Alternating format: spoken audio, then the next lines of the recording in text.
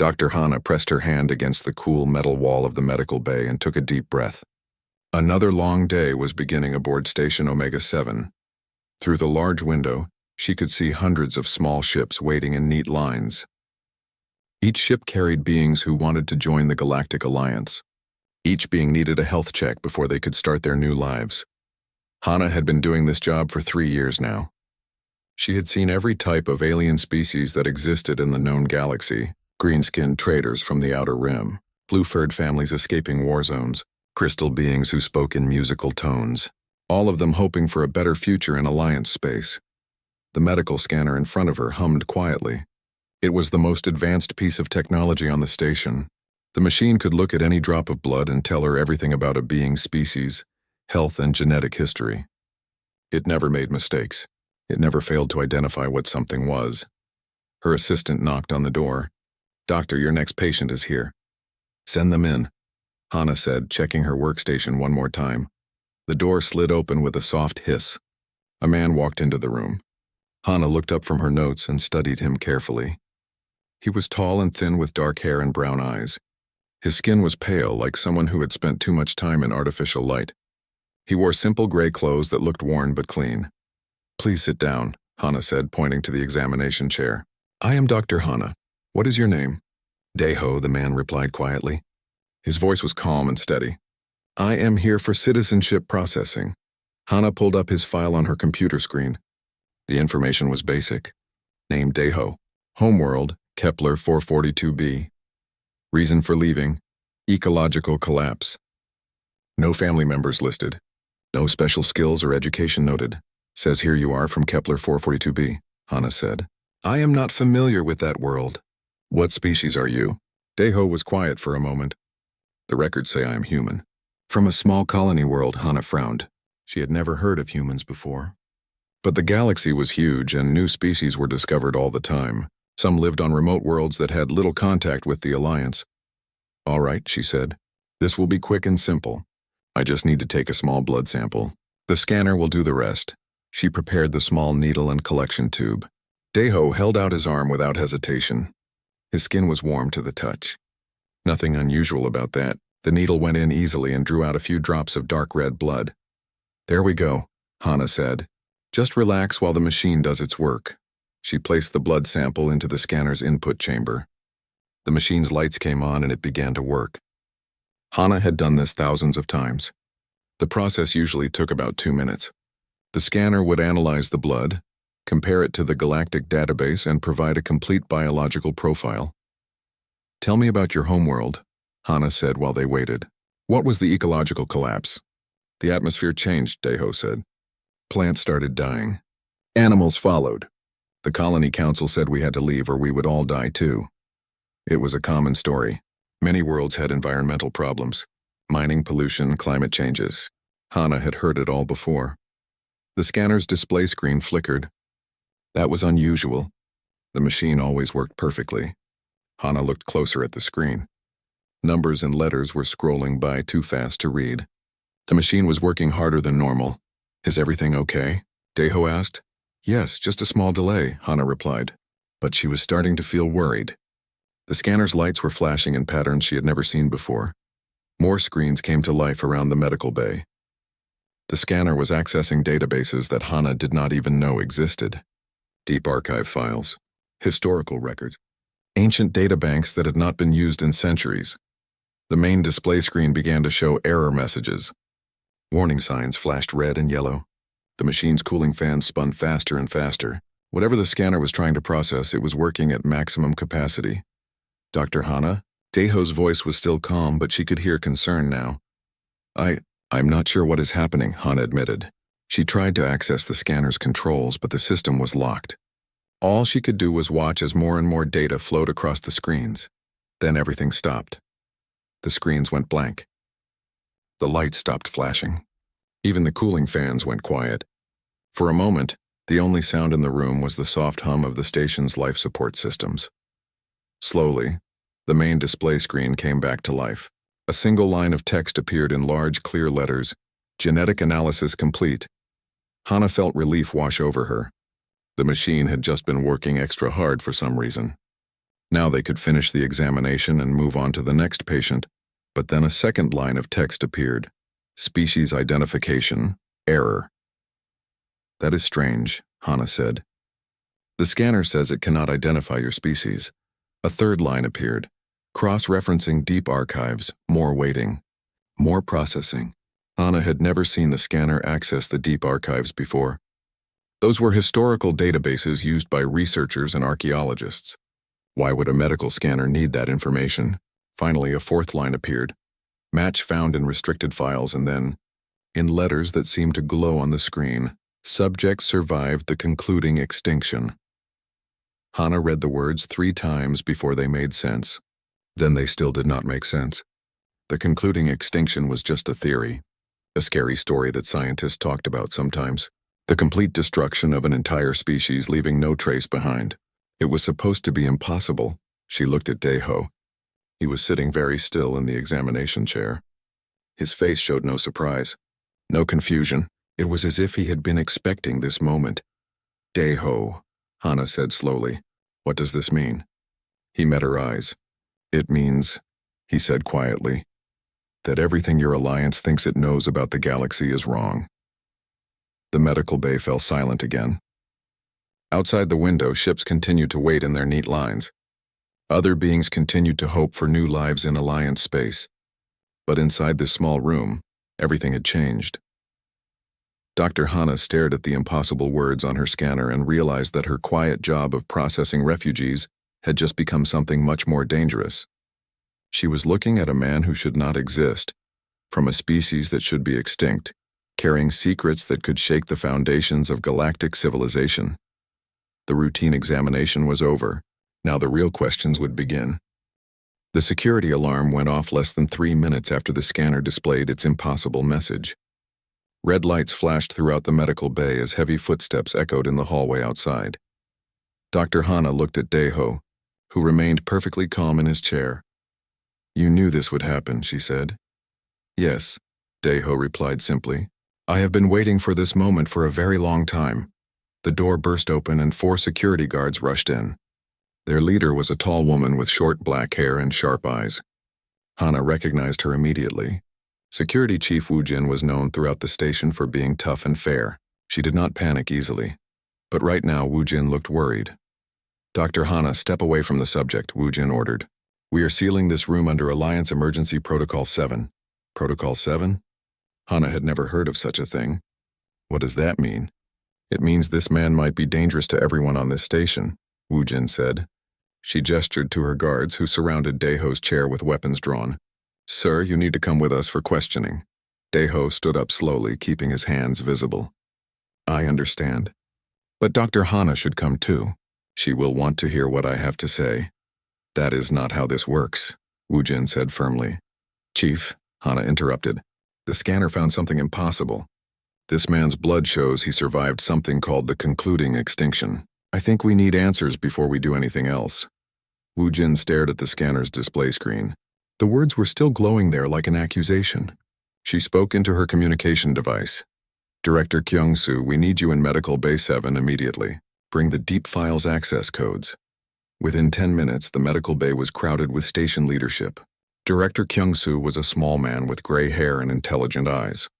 He had run Station Omega 7 for 15 years and had seen every kind of crisis possible. But as he read the scanner's message, his face went pale. Seal the entire section, he ordered. No one talks about this until we understand what we are dealing with. He turned to Daeho. You claim to be human. But according to our records, no such species exists or has ever existed. Your records are incomplete, Daeho said. They were made incomplete on purpose. Explain. Daeho looked around the room at all the faces watching him. 300 years ago, my people lived on dozens of worlds. We had cities, families, dreams. We built ships and explored the galaxy just like every other species. He paused as if the words were difficult to say. Then the purifiers came. Director Kyung-soo frowned. You mean the Harmony Collective? They are our allies. They help keep peace in the galaxy. That is what they call themselves now, Daeho said. But 300 years ago, they had a different name and a different purpose. They believed that some species were mistakes. Dangerous mistakes that needed to be corrected. Corrected how? Dr. Hana asked, though she was afraid of the answer. Complete extinction. Not just death, but erasure. They did not just kill my people. They removed every trace that we ever existed. Every building, every ship, every record. They rewrote history to make it seem like humans never lived at all. The room fell silent. Chief Wu Jin was the first to speak. That is impossible. You cannot hide the extinction of an entire species. You can if you have enough power and enough time, Daeho replied. The purifiers had both. They spent decades hunting down every human settlement. They destroyed our colonies one by one. They captured our databases and deleted our records from galactic archives. But you survived, Director Kyung-soo pointed out. Barely. When we realized what was happening, some of our scientists created a desperate plan. They called it the Deep Archive. 12 volunteers agreed to be put into experimental stasis pods and hidden in the empty space between stars. Daeho's voice grew quieter. The idea was that we would sleep until the purifiers moved on to other targets. Then we would wake up and try to rebuild. What happened to the other 11? Dr. Hana asked. Their pods failed over the centuries. Equipment broke down. Radiation leaked in. Space is not kind to sleeping people. My pod lasted longer because it was built better. Or maybe I was just lucky. Chief Wu Jin crossed her arms. This is all very dramatic, but how do we know you are telling the truth? You could be making up this whole story. Daeho smiled sadly. Look at your own records more carefully. Search for species that disappeared without explanation. Look for gaps in galactic history that do not make sense. The purifiers have been busy for a long time. Director Kyung-soo was already working on his portable computer. His fingers moved quickly across the screen as he accessed deep historical databases. There are some anomalies, he admitted after several minutes. References to species that seem to vanish from records. Trade agreements with civilizations that apparently never existed. The Vorthak, Daeho said. Peaceful traders with blue fur and 6 arms. Extinct 200 years ago. The Zenari Empire, master engineers who built the first hyperspace gates. Gone 150 years ago. The Kethmoran, artists and philosophers from the galactic core. Eliminated 70 years ago. Director Kyung-soo's eyes widened as he checked each name. These species, there are traces of them in our oldest files, but the main records show they never existed. Because the purifiers made sure of that, Daeho said. They have gotten very good at rewriting history, and now they are preparing for their biggest project yet. What project? Dr. Hana asked. Daeho looked directly at Director Kyung-soo. The Galactic Alliance. You think the Harmony Collective are your partners? But you are actually their next target. They are just waiting for the right moment to add your species to their list of corrections. The room erupted in angry voices. Several people spoke at once, denying what Daeho had said. But Director Kyung-soo held up his hand for silence. Assuming what you say is true, he said carefully. What proof do you have? I have the memories of my entire species, Daeho replied. I have technology that your Harmony Collective friends claim they invented. And I have the locations of other survivors who are still hiding in the dark corners of the galaxy. He stood up straighter. Most importantly, I have a warning. The concluding extinction is not over. It never ended. The purifiers just got better at hiding their work. Director Kyung-soo closed his computer and looked around at his staff. Each face showed confusion, fear, and disbelief in equal measure. Chief Wu Jin increased security around this section. Dr. Hana, I want every piece of data from that scanner copied and stored safely. And you, he pointed at Daeho, are going to tell us everything you know about these other survivors. Gladly, Daeho said, but we need to move quickly. The Harmony Collective has agents everywhere. Once they realize I am awake, they will come to finish what they started 300 years ago. The impossible truth was spreading through the station like ripples in water. Soon everyone would have to decide what they believed and what they were willing to do about it. Director Kyung-soo led Daeho to the station's most secure conference room. The walls were lined with metal that blocked all communications from entering or leaving. Only the most important meetings happened in this room. Dr. Hana followed them, along with Chief Wu Jin and Navigator Yoon Jung, the station's expert on galactic history and star charts. They needed to know everything Daeho could tell them about the human extinction and these other missing species. Start from the beginning, Director Kyung-soo said, as they all sat around the large table. Tell us about the Deep Archive project. Daeho closed his eyes for a moment, as if he was looking back through centuries of memory. When the attacks began, our leaders thought it was just another war. Species fight each other all the time. We expected to negotiate or fight back, and eventually find peace. He opened his eyes. But this was different. The purifiers did not want our worlds or our resources. They wanted us gone completely. They studied our technology, copied what they found useful, then destroyed everything else. How long did it take? Navigator Yunjung asked. 15 years. 15 years of watching our colonies go silent one by one. We sent rescue ships, but they never came back. We tried to warn other species, but no one believed us. Some even helped the purifiers because they promised trade benefits. Dr. Hana leaned forward. What made your scientists decide to build the stasis pods? Dr. Sarah Kim was our best engineer. She realized that we could not win a normal war against the purifiers. They had too much technology and too many allies. But she thought we might be able to outlast them. Daeho's voice became distant. The plan was simple but desperate. 12 volunteers would be put to sleep in the best stasis pods we could build. The pods would be hidden in empty space, far from any star system. We would sleep for 100 years, then wake up when the purifiers had moved on to other targets. But you slept for 300 years, Chief Wu Jin pointed out. The pods were programmed to wake us up if they detected certain signals, safe signals that meant the galaxy was peaceful again. But those signals never came. Navigator Yunjung pulled out her data tablet and began making notes. Where were these pods hidden? Scattered across the galaxy.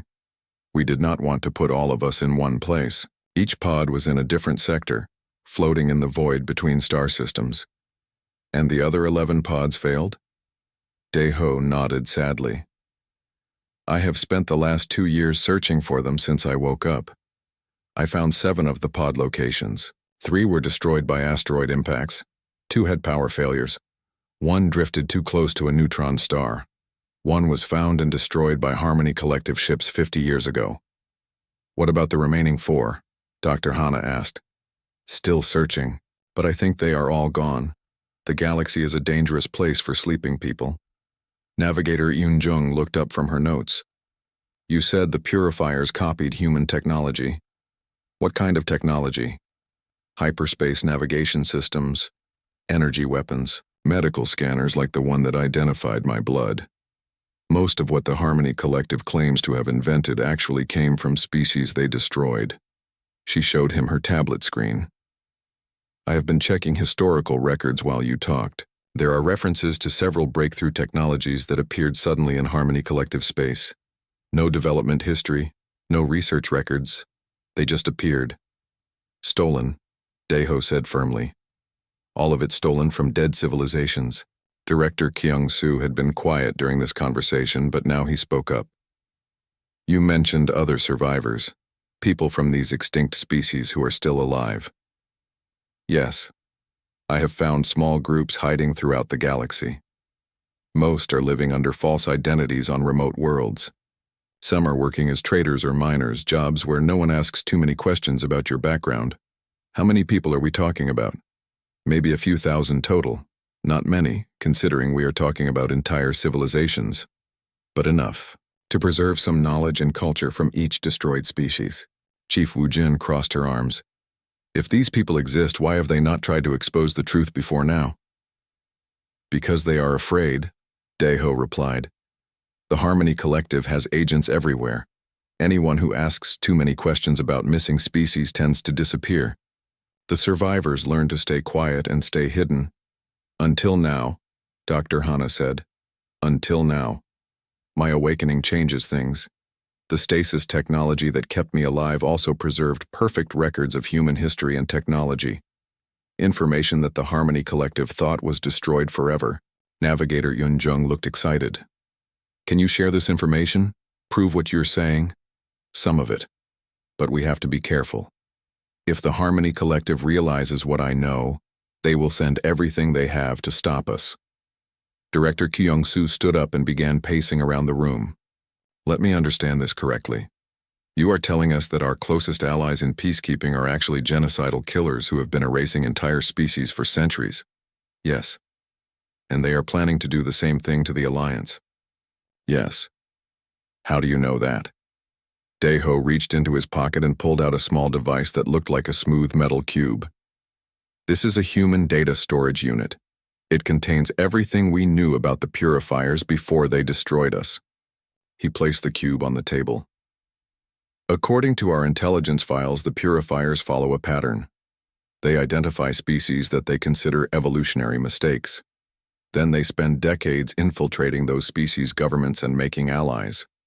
When the target is completely dependent on their help, the purifiers reveal their true nature and begin the extinction process. What makes a species an evolutionary mistake in their opinion? Dr. Hanna asked. Independence, creativity, the ability to develop new technologies or ideas that the purifiers did not think of first. Basically, any species that might eventually challenge their control of the galaxy. Navigator Yun Jung was staring at the data cube. The Alliance promotes independence and creativity. We encourage member species to develop their own technologies and share them with others. Exactly, Deho said. You are everything the purifiers hate most, a successful coalition of different species working together as equals. The room fell silent as everyone absorbed this information. Finally, Director Kyung-soo spoke. Assuming you are telling the truth, what do you think we should do about it? First, we need to contact the other survivors and bring them together. They have been hiding alone for too long. Together we might be able to fight back. Fight back how? Chief Wu Jin asked. You said yourself that the Harmony Collective is too powerful. They are powerful because they have been fighting one species at a time, but they have never faced all their victims working together before. Deho picked up the data cube. Each extinct species developed different technologies and strategies before they were destroyed. If we can combine that knowledge, we might be able to create something the purifiers have never seen before. What exactly? Hope, Deho said simply. For the first time in centuries, the victims of the concluding extinction have a chance to fight back. We just need people brave enough to help us do it. Director Kyung-soo looked around the table at his staff. Each face showed the weight of an impossible decision. Chief Wu Jin, I want you to verify everything this man has told us. Check every historical record we have access to. Dr. Hanna, work with Navigator Yun Jung to analyze that data cube safely. And Deho, start making a list of these other survivors and where we can find them. He paused at the door. If what you say is true, we are about to start the most dangerous mission in Alliance history. But if we do nothing, we might be condemning our entire civilization to extinction. The last guardian of humanity had delivered his warning. Now the real work would begin. 2 weeks after Deho's shocking revelation, Station Omega-7 had become the secret center of the most important investigation in galactic history. Dr. Hanna worked day and night analyzing data from the human storage cube while Navigator Yun Jung cross-referenced historical records for signs of other extinct species. The results were terrifying. Found 12 more anomalies. Yun Jung announced during their morning briefing. Species that appear in old trade records but have no current existence. Technologies that appeared suddenly with no development history. Even entire star systems that were supposedly never inhabited, but show signs of ancient construction. Intelligence Officer Tai Min had joined their team 3 days earlier. He was a quiet man with sharp eyes who specialized in finding hidden patterns in large amounts of data. His discoveries were even more disturbing. The scanner alerts are not isolated to this station, he reported. I have been checking medical facilities across Alliance space. In the past year, there have been 43 cases of scanners detecting genetic markers that supposedly do not exist. Director Kyung-soo looked up from his own research. 43? That means there are more survivors out there. Much more, Deho confirmed. I told you the extinct species had survivors scattered across the galaxy. They have been living quiet lives, avoiding attention, but medical scanners are getting better every year. It was only a matter of time before some of them were detected. Dr. Hanna displayed her analysis of the human data cube on the main screen. This information is incredible. Humans developed hyperspace technology 200 years before the Harmony Collective claims to have invented it. They also created the first universal translation algorithms and advanced energy shielding systems. All technologies that the Harmony Collective now uses, Taemin observed. Exactly. They have been stealing innovations from extinct species for centuries and claiming credit for the discoveries. Commander So Young entered the briefing room carrying a sealed datapad. She was the station's military liaison and had been working on the most dangerous part of their investigation, secretly contacting the other survivors. "I have made contact with 17 groups," she announced. "They are scattered across 12 different star systems. Most are living under false identities on mining worlds or trade stations." "Are they willing to talk?" Director Kyung-soo asked. "They are scared but interested. None of them thought they would ever have a chance to fight back against the Harmony Collective." Daeho leaned forward in his chair. "What species are represented?" "The Vorthak traders you mentioned. A family of Zanari engineers on a remote asteroid mining operation. 3 Kethmoran artists working as ship decorators, and others from species I had never heard of before." She activated her datapad and showed them images of the survivors, blue-furred beings with 6 arms. Tall, thin humanoids with crystal formations growing from their skulls. Small, furry creatures with large eyes and delicate hands. Each group has preserved different pieces of their culture and technology. So Young continued. The Vorthak maintained their advanced mathematics. The Zanari kept blueprints for construction techniques that the galaxy has never seen before. The Kethmoran remember philosophical concepts that could change how we think about consciousness itself. Individual pieces of a larger puzzle. Dr. Hana said thoughtfully. "More than that," Daeho replied. "When these species were destroyed, the purifiers made sure to steal their best technologies. But they could not steal everything. The survivors have been carrying the pieces that the purifiers thought were not worth taking." Intelligence Officer Taemin looked confused. "Why would they leave anything behind?" "Because the purifiers only value technology that gives them power over others. They took our weapons and our computers and our engines. But they left behind our art, our music, our ways of thinking. They thought those things were useless." Navigator Eun-jung smiled. "They were wrong. Very wrong. Different species think about problems in different ways. What seems impossible to one species might be simple for another. If we can combine all these different approaches, we might be able to create solutions that the purifiers never imagined." Commander So Young pulled up a star chart on her datapad. "I have arranged a meeting. There is an abandoned space station in the neutral zone called Haven Point. It was used for diplomatic meetings before the war in that sector ended. Now it is empty but still functional."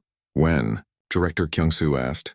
3 days from now. I have sent coded messages to all the survivor groups. Those who can travel safely will meet us there." "How many people are we talking about?" "Maybe 50 individuals representing 8 different extinct species." "Not many, but it will be the first time in centuries that victims of the concluding extinction have gathered together." The room fell quiet, as everyone considered the significance of this moment. Finally, Daeho spoke. "We need to be very careful. The Harmony Collective has agents throughout the galaxy.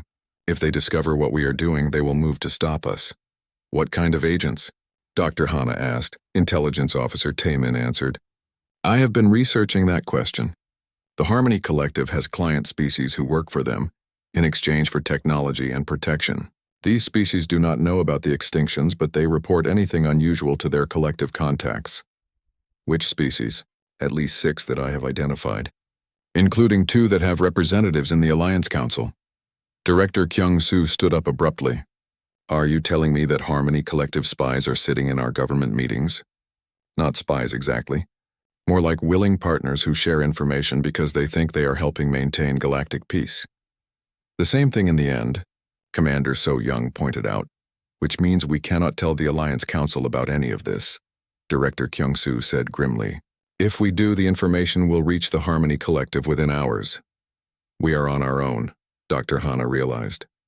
"For now," Daeho agreed. "But that might actually be an advantage. The purifiers are used to fighting entire governments and military forces. They might not know how to respond to a small group of survivors working in secret."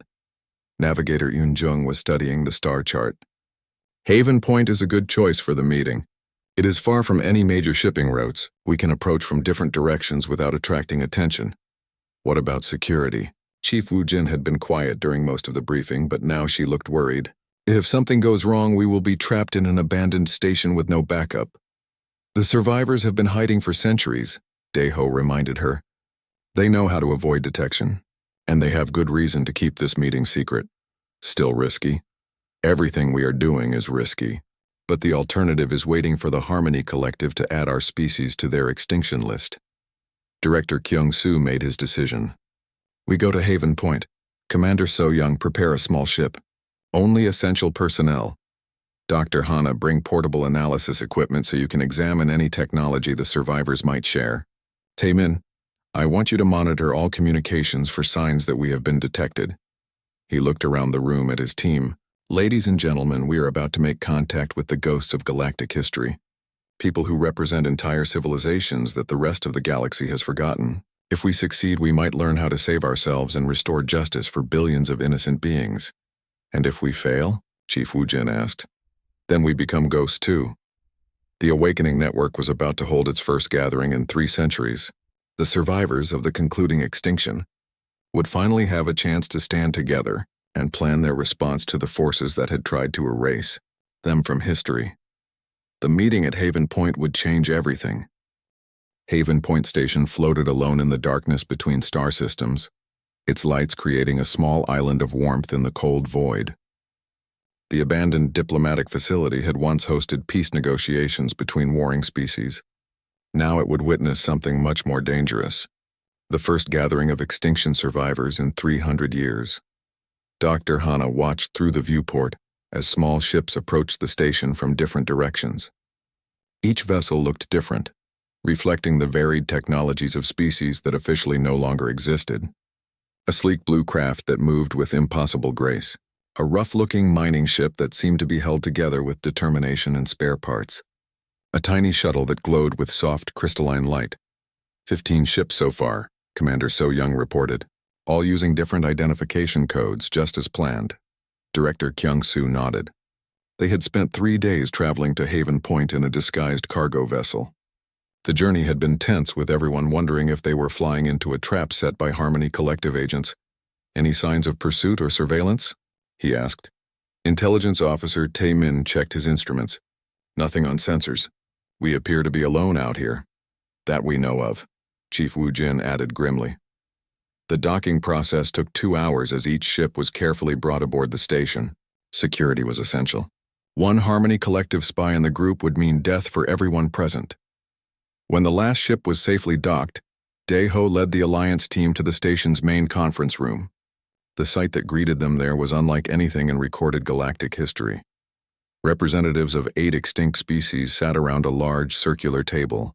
The Vorthak family had blue fur and 6 arms, each arm ending in delicate fingers that moved constantly as they spoke. 2 Zenari engineers were tall and thin with crystalline formations growing from their skulls that pulsed with soft light. The Kethmaran artists looked almost human except for their large silver eyes and the intricate tattoos that covered their pale skin. But there were others that Dae-ho had never described before.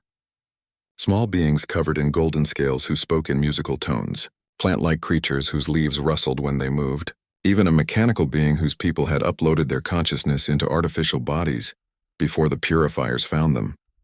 This is amazing, Dr. Hana whispered. Look at all this diversity, all these different ways of thinking and creating. All of it nearly lost forever, replied Hyun-woo, a survivor from a species called the Mortai. He was a compact man with deep green skin and eyes that seemed to hold centuries of sadness and anger. Hyun-woo had emerged as an informal leader among the survivors. He had spent the last 50 years secretly documenting Harmony Collective activities and building a network of hidden resistance cells. Welcome to the impossible, he said to the Alliance team. We are people who should not exist, representing civilizations that never were, planning to fight an enemy that the galaxy considers its greatest ally. Director Kyung-soo took his seat at the table. Tell us what you have learned about the Harmony Collective. More than we ever wanted to know, Hyun-woo replied. They have been preparing for something big, much bigger than individual species extinctions. He activated a portable holographic projector. Images filled the air above the table showing star charts, fleet movements, and construction projects. For the past 20 years, the Harmony Collective has been building massive facilities in secret locations throughout the galaxy. They told their client species that these were research stations or peaceful exploration bases.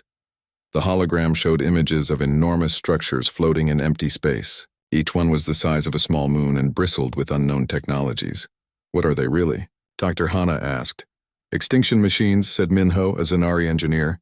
We have been studying the construction patterns and energy signatures. These facilities are designed to destroy entire star systems at once. The room fell silent as the full meaning of this revelation sank in. They are not planning to eliminate species one at a time anymore, Hyunwoo continued. They are preparing to wipe out huge sections of the galaxy simultaneously. Starting with Alliance space, Daeho said quietly. How do you know that? Commander So-young asked. A new voice answered from across the table. Because we have been watching their preparations for years.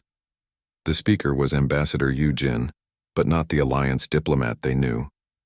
This was a different Yu-jin from a species called the Talnari, who had been extinct for 100 years. Her people had been master spies and information gatherers before the Purifiers found them. My surviving clan members have been infiltrating Harmony Collective operations for decades, she explained. We have seen their target lists, their timetables, their strategic plans. She manipulated the hologram to show a detailed map of Alliance space. Phase 1 begins in 6 months. The Harmony Collective will manufacture a crisis that requires their direct intervention, a fake war or terrorist attack that threatens galactic stability. Phase 2 follows immediately. Collective fleets will enter Alliance space under the pretense of peacekeeping, but they will position themselves around major population centers and industrial worlds. Phase 3 is the Extinction itself. Once their forces are in position, the Collective will activate those massive facilities. Every Alliance world will be destroyed simultaneously, along with any ships that might escape to spread warnings. Director Kyung-soo felt sick. How many beings are we talking about? 700 billion across 200 worlds, Ambassador Yu-jin replied without emotion. The largest single extinction event in galactic history. Intelligence Officer Taemin was frantically taking notes. What happens after the Alliance is destroyed? The Harmony Collective becomes the sole government of the known galaxy. No more independent species. No more diversity of thought or culture. Just one perfect civilization under their control. Dr. Hana looked around the table at all the representatives of dead civilizations. This is what they have been building toward all along. Not just eliminating individual species, but creating a galaxy where only one way of thinking is allowed to exist. The ultimate concluding extinction, Daeho agreed. Can we stop it? Director Kyung-soo asked. Hyunwoo smiled for the first time since the meeting began. That is why we are here. For centuries, each of our species fought the Purifiers alone. We failed because we did not understand what we were facing. But now we know the truth, said Minho. We know their methods, their technologies, their plans. Most importantly, we know that they can be beaten. How? By doing something they have never encountered before, Ambassador Yu-jin explained. Fighting them with the combined knowledge and abilities of all their victims working together. She gestured to the other survivors around the table. Each extinct species developed different solutions to the problems of war and survival. The Vorthak created mathematics that can predict fleet movements with perfect accuracy. The Zanari built construction techniques that can create defensive structures in hours instead of months. The Kethmoran developed ways to hide large populations in spaces the enemy cannot detect. My people specialized in disrupting communications and computer systems, Hyunwoo added. The Talnari were experts at infiltration and sabotage. And humans? Dr. Hana asked, looking at Daeho. Humans were good at something the Purifiers never understood, he replied. We were good at bringing different species together and helping them work as equals. We believed that diversity made everyone stronger. That is exactly what we need now, Director Kyung-soo realized. Yes, Hyunwoo agreed. The Harmony Collective expects to face the Alliance's military forces in traditional battles. They do not expect to face an army of supposedly extinct species using technologies they thought they had destroyed forever. Commander So-young studied the holographic displays. What kind of timeline are we working with? 6 months until Phase 1 begins, Ambassador Yu-jin replied. But we need to start fighting immediately. How? By waking up every survivor group in the galaxy and bringing them into the network. By recovering hidden caches of extinct technologies. By building an alliance of the impossible. Daeho stood up and looked around the table at all the faces watching him, representatives of civilizations that had been erased from history. People who carried the memories of billions of murdered beings. The Harmony Collective believes they have won, he said. They think their enemies are all dead and forgotten. They are about to learn that some extinctions are not endings. They are beginnings, Dr. Hana finished. The hidden war was about to become visible. The ghosts of galactic history were ready to fight back. 5 months after the meeting at Haven Point, the galaxy stood on the edge of its greatest transformation. The network of Extinction survivors had grown from 50 individuals to over 3,000 beings scattered across 200 hidden locations. Each group worked in secret, preparing for the moment when they would reveal themselves to a galaxy that had forgotten they ever existed. Dr. Hana sat in the command center that had been built inside a hollowed-out asteroid in the neutral zone. Banks of computers lined the walls, displaying information gathered from survivor groups throughout the galaxy. The technology was unlike anything in Alliance databases, combining innovations from dozens of extinct species into systems that the Harmony Collective had never imagined possible. Status report, Director Kyung-soo called out as he entered the command center. Over the past months, he had transformed from a station administrator into the military coordinator of the largest secret operation in galactic history. All survivor groups are in position, Commander So-young reported. Captain Jae-sung has his broadcast teams ready at 17 different transmission points. When we activate the network, every major communication system in Alliance space will receive our message simultaneously. Intelligence Officer Taemin looked up from his monitoring station. Harmony Collective fleet movements match Ambassador Yu Jin's predictions. They are beginning Phase 1 of their extinction plan.